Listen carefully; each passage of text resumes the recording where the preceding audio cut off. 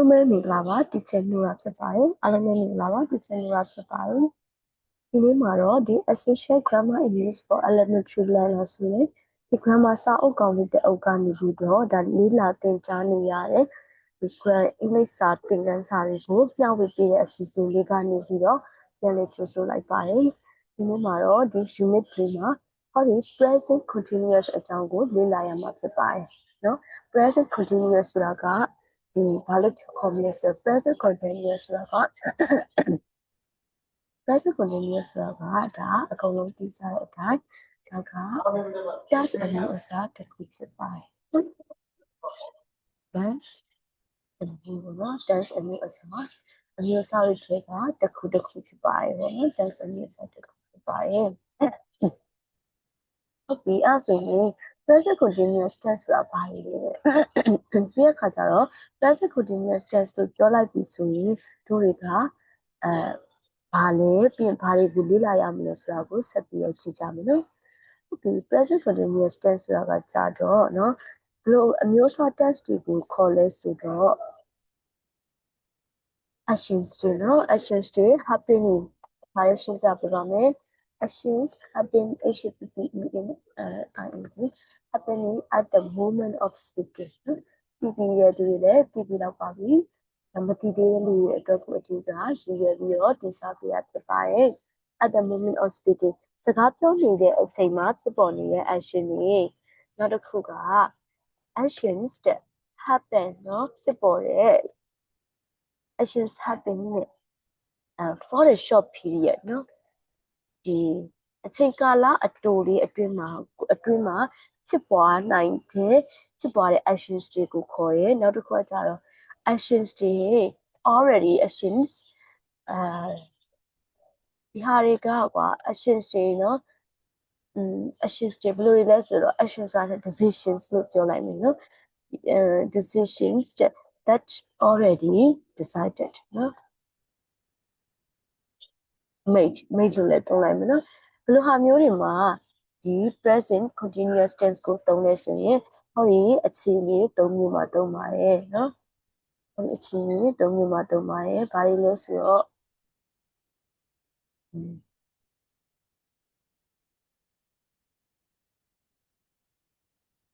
actions happening ဒီမှာကြည့်မယ်နော် actions happening at the moment of speaking စကားပြောတဲ့အချိန်မှာပြောနေတဲ့အချိန်မှာဖြစ်ပေါ်နေတဲ့ action verb တွေပြီးတဲ့အခါမှာ action happen for a short period နော်သတ်မှတ်ထားတဲ့ဒီအချိန်ကာလတူလေးတစ်ခုအတွင်းမှာဖြစ်မယ်ဆိုတဲ့ verb တွေပြီးတဲ့အခါမှာ decision that already made မင်းလုံးမယ်လို့ဆုံးဖြတ်ထားပြီးသားအရာတွေဒီလိုမျိုးချိန်တွေမှာသုံးပါတယ်ဒါဆိုရင်ပုံလေးကိုပြန်ကြည့်အောင်နော်ပုံလေးကိုပြန်ကြည့်တဲ့အခါမှာဒီမှာသူက I am doing ခေါင်းစဉ်ကိုပေးထားတယ်အဓိကသူရဲ့အသုံးက present continuous tense ရဲ့အသုံးကဘာလဲဆိုတော့ am is are plus verb ing နော်ဒါကကြတော့သူရဲ့ဒါအဓိက basis structures လို့ပြောလို့ရတာပေါ့နော် present continuous ရဲ့ basis structure က am is are plus verb ing မပုံလေးမှာဆိုပြရတယ်ကောင်မလေးက I am eating သူစားနေတယ်သူပြောတဲ့အချိန်မှာငါတို့ကတခြားတယောက်အနေနဲ့ပြောမယ်ဆိုရင်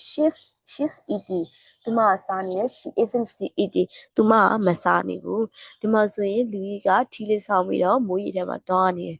it's raining ဘာလို့မှာမိုးရွာနေတယ် the sun is shining ဟုတ်တာပေါ့မိုးရွာနေတော့နေကမတာဘူးနောက်တစ်ခါကျတော့ we running ငါတို့ပြေးနေတယ် they are running နော် they running သူတို့ပြေးနေတယ် they aren't walking သူတို့တွေကလမ်းလျှောက်နေတာမဟုတ်ဘူးဒီနော်ဒီလိုမျိုးလေးတွေငါတို့သိရမယ်ပေါ့နော်ဒီလိုမျိုးလေးတွေသိရမယ်နောက်တစ်ခုဆက်သွားမယ်ဆိုရင်နောက်တစ်ခုကကျတော့ဒီအောက်မှာပေးထားတယ် the present continuous is the present continuous ဆိုတာကတဲ့ am is are plus doing eating running writing etc ပေါ့နော်ဒါတွေကသူက example အနေနဲ့ပေးထားတာဖြစ်ပါတယ်ဒီမှာဇယားလေးကိုကြည့်အောင်သူရဲ့အသုံးက I am not နော် I am not blank he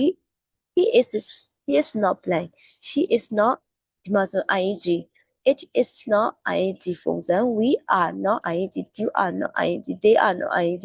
negative အငင်းပုံစံလို့ဒီလိုမျိုးလေးရေးလို့ရတယ်ဆိုတာကိုသူကဇယားလေးနဲ့ပြထားပေးတယ်ပေါ့နော်ဒီမှာဆိုရင်I'm walking င ငါအလုပ်လုပ်နေတယ် I'm not watching TV ငါ TV ကြည့်နေရမဟုတ်ဘူး Maria is reading a newspaper she isn't eating or she's not eating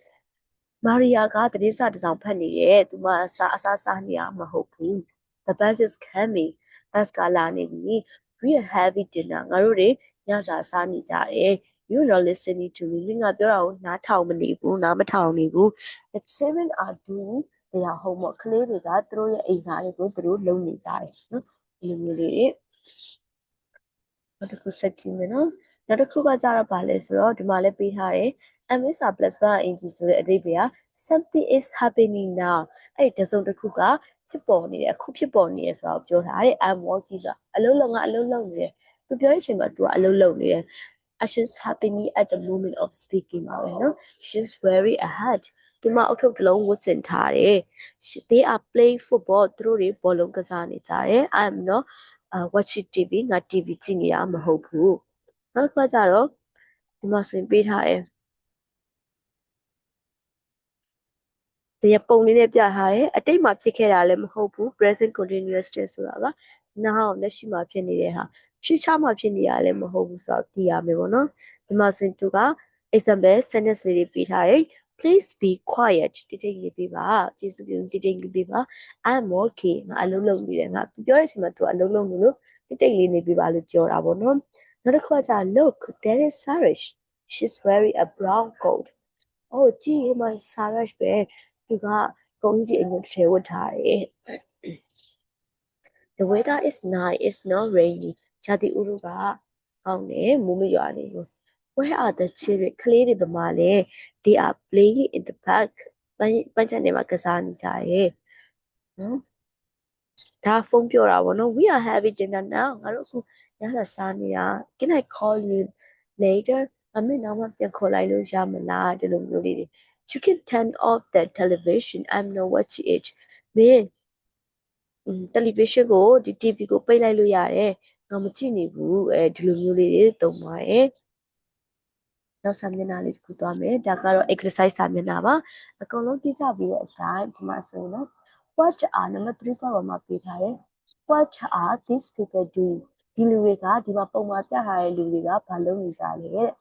use these verbs to complete their sentences နော်ဝါကြတွေကိုဒီဝါကြတွေကိုဖြည့်စုံသွားဖို့အတွက်အောက်မှာပေးထားတဲ့ verb တွေကိုဖြည့်ပါတဲ့ဒီမှာ eat ပေးထားတယ် have lie play sit wait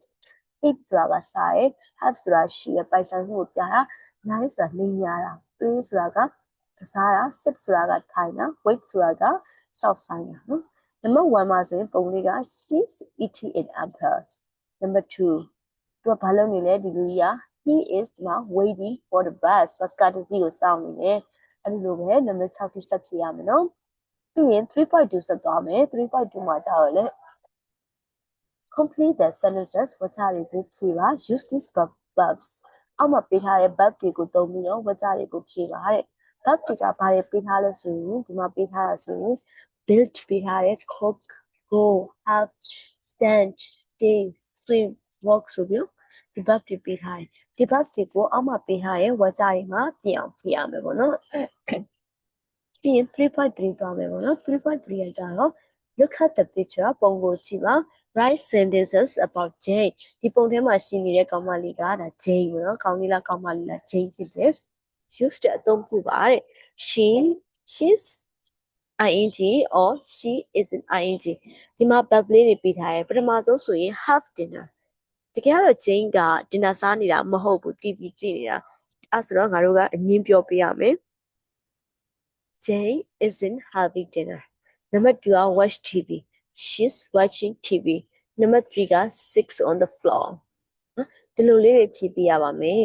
ပြီးရင်နောက် number 3.4ဆက်ကြည့်မယ် what is happening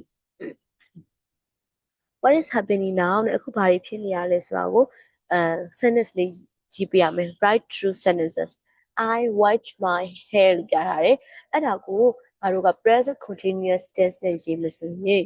တကယ်လို့ဒါကိုကအဲ့ဒီ present မှာ washing တကယ်ကိုသပင်ကိုခေါင်းလျှော်နေတာဆိုရင်တော့ yes I'm washing my hair ပေါ့နော်တကယ်လို့မဟုတ်ဘူးကိုခေါင်းလျှော်နေတာမဟုတ်ဘူးဆိုရင် I'm not washing my hair နော်ဒီလိုလေးတွေသုံးလို့ရပါတယ် ကဲဒါဆိုရင်တော့ unit 3ကိုလေ့လာခြင်းပြီးဆုံးပါပြီဒီလေ့ကျင့်ခန်းလေးတွေကိုလည်းကိုယ့်ဘာသာကိုဒီစာအုပ်တက်အုပ်လေးပုံမှန်ထားပြီးတော့လုပ်သွားဖို့ကိုတိုက်တွန်းပါတယ်အားလုံးကိုကျေးဇူးတင်ပါတယ်နောက်ထပ်ဗီဒီယိုတွေမှာထွက်ပြီးတော့တွေ့ကြပါမယ်